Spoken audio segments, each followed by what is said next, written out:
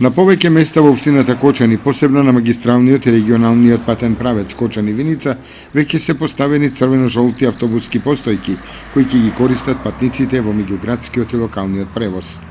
Тоа е дел од проектот што го реализира општината Кочани на барање на урбаните заедници од самата општина.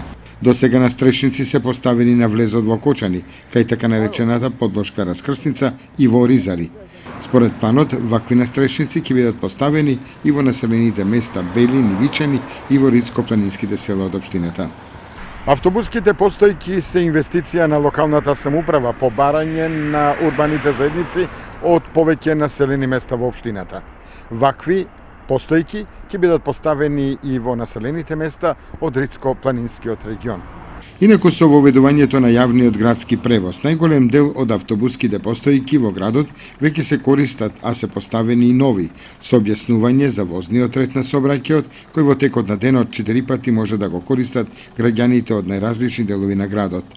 До сега, според оценката на Автоатомот Кочани, градскиот јавен превоз го оправдува постоењето.